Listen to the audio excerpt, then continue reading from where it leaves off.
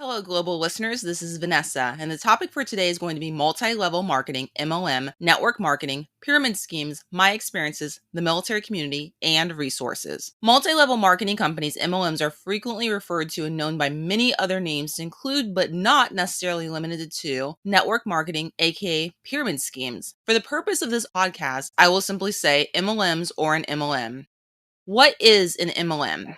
While an MLM is generally understood to sell products via direct sales from a salesperson to another person, much of the focus is on aggressive recruitment of new people into the MLM. Through this scheme, money is being generated for some, and notice I emphasize some, not all. There are many hype people, as I will refer to them, that excel at generating a significant following on hyping up, you name it, via various forms of media. We've all seen them. For example, social media, podcasts, books, websites, etc. And also involving themselves in promoting MLMs via various media and or public speaking events. I disagree with the choice of hype people to use their platform for monetary gain, giving false hope to countless people that may be in very vulnerable life situations. Why do people join MLMs in the first place? That may be a question that comes to your mind or other people's, who knows, maybe you know someone that has. But in my view, people join MLMs for a sense of belonging and community because that's oftentimes promoted and promised. There will be promotional materials saying things like join the movement, be a part of something great, women empowerment, and so on and so forth. And this is something I see widely across MLMs. Some people feel the need to belong to a group of some kind. This could be because of an increasing sense of disconnection despite an increase in technological connection. This could also be due to family problems or a loss of some kind. The promise of wealth. That's another reason people join MLMs. Every MLM that I have ever heard of or come into contact with promises lots of money and a luxurious lifestyle. The reality. Less than 1% of MLM participants profit. Please go into the description of this podcast and find the link to click on to see the article that is accompanying this podcast. And it has my reference and other resources in there at the bottom of the article. And I think that you may find that helpful. My MLM life experiences.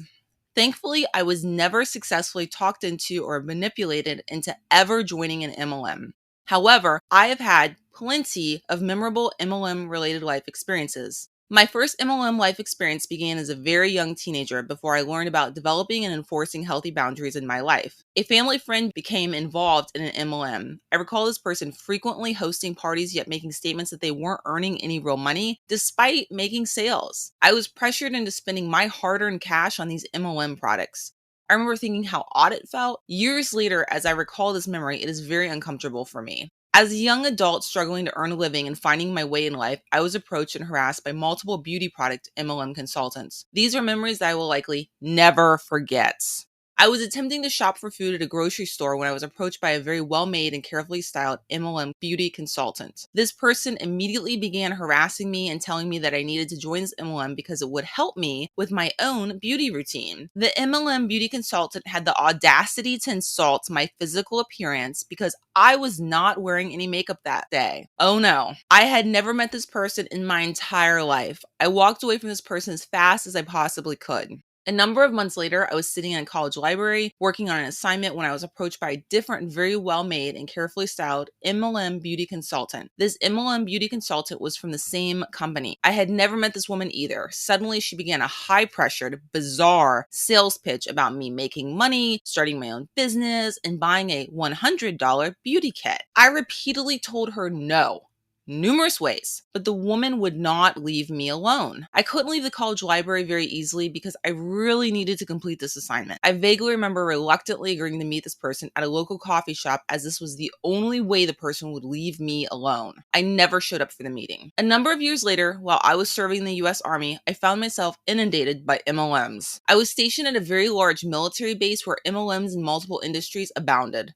I found myself pressured to join a beauty MLM once again and refused in spite of relentless pressure. During this time, I observed countless military spouses joining MLMs or attending MLM parties. There was even a time while at an airport baggage claim that I was approached by a woman that I had never met that was involved in another MLM, and out of nowhere, she was promising me that I would become a millionaire and retire young. I got away from this person as fast as I possibly could, which was still not nearly fast enough. I found all of these life experiences to be odd and felt that there was something very wrong with the companies, but I couldn't quite figure out what or why. It just all seemed very strange. I recall one military spouse stating that she wasn't able to make very much money despite making sales. Multiple military spouses made statements that they were having to buy inventory, but they couldn't sell it. Some of the service members complained that their homes were being filled up with inventory from these MLMs. Multiple parties were being hosted in my community in an attempt to sell their rapidly growing MLM inventory. To the best of my knowledge, none of the people that I once knew remained in those MLMs. In recent years, at a different military base, I have become aware of the continued solicitation and recruitment of military community members on the military base and in their workplace. It is absolutely predatory, preying upon and exploiting hopes,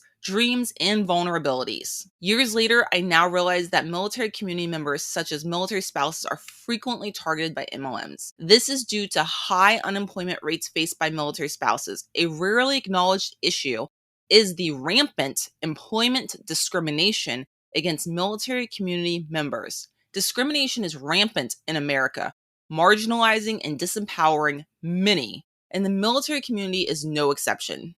In recent years, I have learned about MLM business models. I encourage everyone to do their own research and to check out the resources section in the article that accompanies this podcast that includes links to priceless information from the Federal Trade Commission, FTC, and podcasts about MLMs such as toxic positivity. If you go into the description of this podcast, you can find the link to the article that accompanies this podcast I'm referring to. Down below at the bottom of the article, it has the resource section. I strongly encourage everyone to check that out. And the toxic positivity podcast is actually done by a news anchor, journalist, and she's also on Instagram. I'm a huge fan of hers. I love her podcast. It's only 2 episodes, but it's really exceptional in my opinion.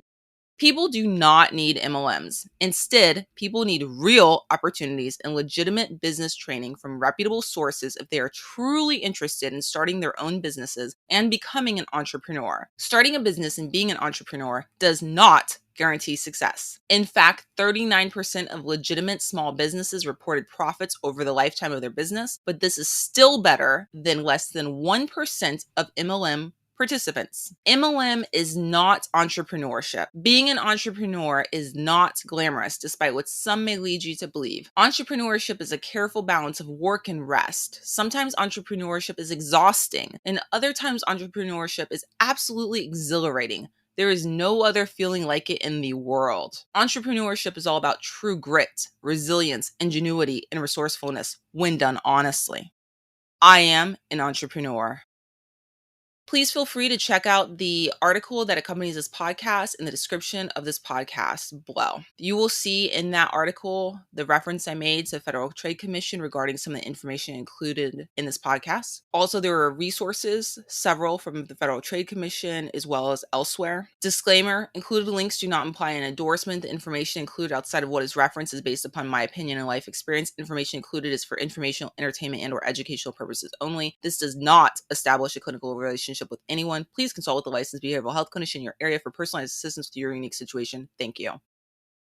Love this content? Please consider supporting the podcast. You can find that at anchor.fm/unraveled human behavior/support.